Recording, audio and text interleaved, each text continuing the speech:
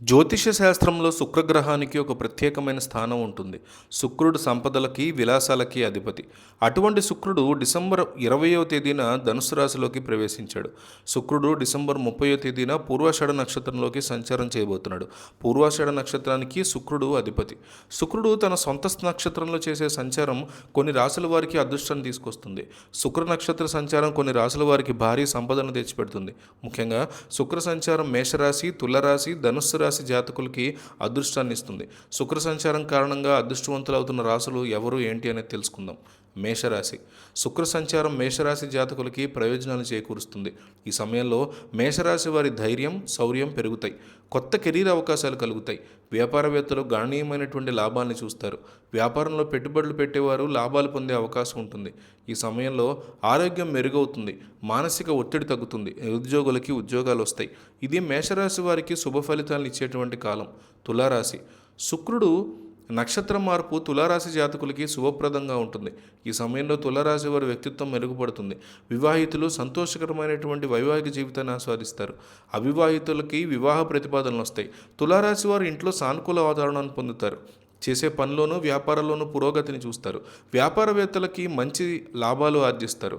ఇది అన్ని విధాల తులారాశికి మంచి సమయం. ధనుసు రాశి. శుక్రుడి నక్షత్రం మార్పు ధనుసు రాశి జాతకులకి చాలా ప్రయోజనకరంగా ఉంటుంది. ఆదాయానికి కొత్త మార్గాలు తెలుసుకుంటాయి.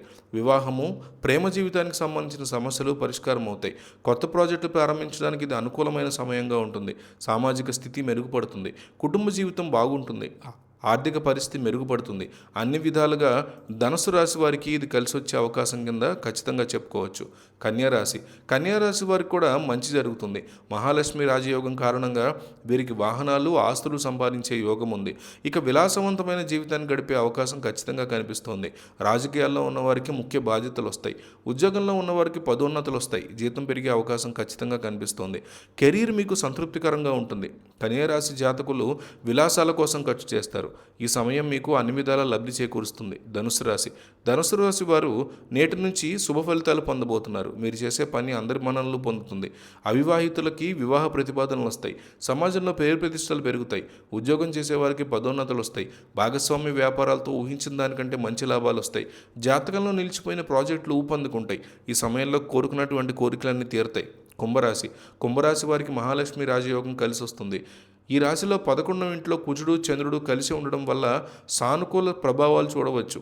దీర్ఘకాలిక మానసిక ఒత్తిడి నుంచి ఉపశమనం కలుగుతుంది. కెరీర్లో లాభాలు వస్తాయి. కుటుంబ సభ్యుల నుంచి పూర్తిస్థాయి మద్దతు లభిస్తుంది. మీ పని ప్రశంసించబడుతుంది.